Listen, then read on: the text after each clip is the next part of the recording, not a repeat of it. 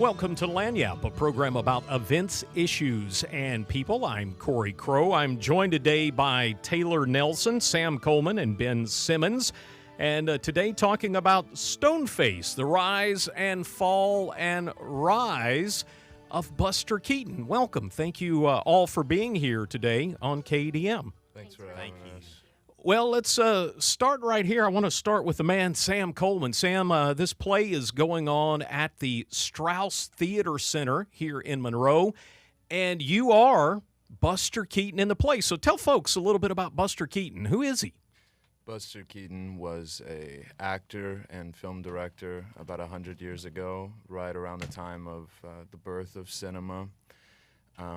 He is incredibly influential both in the acting field, physical comedy, and directing.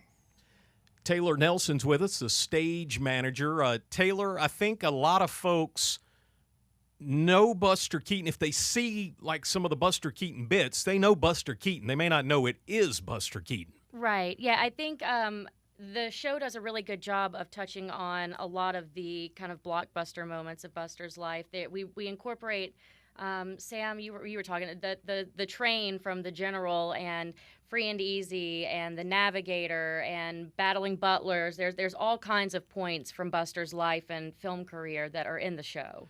The actor Buster Keaton, also very well known from the silent film era, Yes. where he got his start, and there was a lot of physical comedy and a lot of super dangerous stunts, and he just did them all by himself for the most part. Yeah, Buster was well known for all of his injuries and whatnot, and because it was a silent film era, they had to make up for it with overacting and physical comedy and gags, and Buster was kind of the king of that. And I've read some quotes where he pretty much said he didn't feel pain.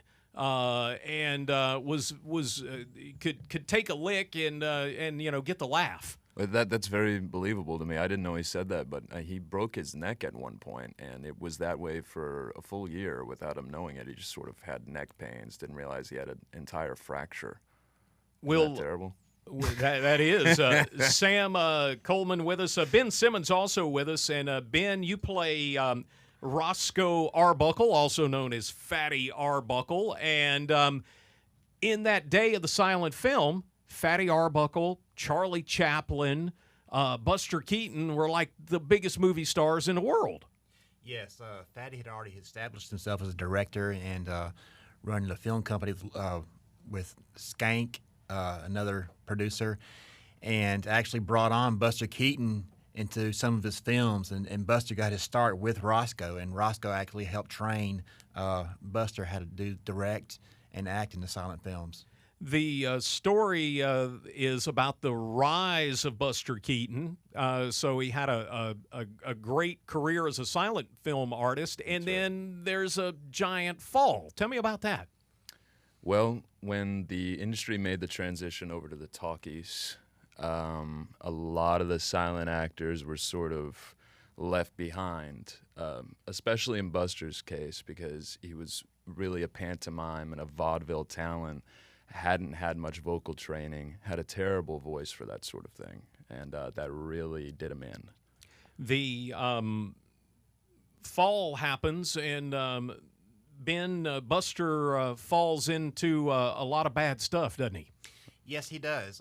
He lost control over his films. He got into the movie industry standard where they controlled all the finances. Everything was on a strict schedule, and that's just not how he operated. They made up bits on the set and just improvised a lot of stuff, and that's just not how the studio system worked at the time, and it really just took away all of his creativity and put him in a depression.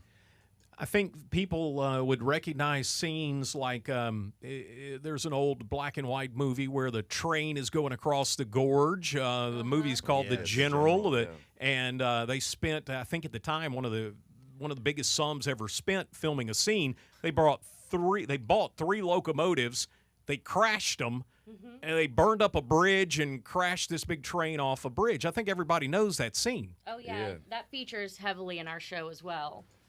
How do you recreate that inside of the Strauss Theater in Monroe, Louisiana? How do you do that? Well, I kind of want to leave that as sort of a surprise, just because that's such a pivotal moment for Buster in the show and in his life. But I think that we've done it in a very creative way, and I'm very excited for the audiences to see it, because you really see the train being built and coming to life on the spot. Sam, there are a lot of technical elements that are happening in this. Tell me about how you use projection and the backstage space in the play. Right. Well, oftentimes the play is being done as a silent film. So there's a screen that is projecting title cards for dialogue and scene transition, things like that. And we've got a pianist who is playing, under, piano, which really helps with the whole thing. Physical actors start out in real life, and then we sort of create this illusion that we step into the films by going into the projected screen. Ben, you play his good buddy, Fatty Arbuckle, who had his own problems. He was kind of like the O.J. Simpson of our era, the trial of the century. Fatty was tried for murder. Yes. Tell me a little bit about Fatty had a fall. How does Fatty help Buster get back on top? Well, he's present, and he kind of sees Buster's struggles, and they do talk about it in a couple of scenes. And then, at one point, Roscoe does pass away, and that's mentioned in the play also. But his kind of like his spirit is still there with Buster to try to influence him. He's always kind of in the background, even after their big scenes, just kind of encouraging Buster or calling out to him, and that's one he's kind of a guiding light for Buster a little bit. The play is done in conjunction this time. Y'all have teamed up with CA Studios. Tell me a little bit about that. CA Studios is Kathy Earhart-Webb's acting studio. She's figured prominently in the history of Strauss Theater. I grew up doing stuff at Young Troupe under her direction. Sam also grew up doing theater with her, and she has her own studio. And so we decided to partner, bring her in to direct the show and cast it and just work her magic, and she's done an amazing job. You have the play coming up. When are the show times, and how do you get more information? It'll be Thursday and Friday at 7, and then Saturday at 2 p.m. and 7 p.m., and you can get tickets at StraussTC.com or by calling the box office at 323-6681. To find out about this and other Lagniappes, be sure and visit our website, KEDM.org.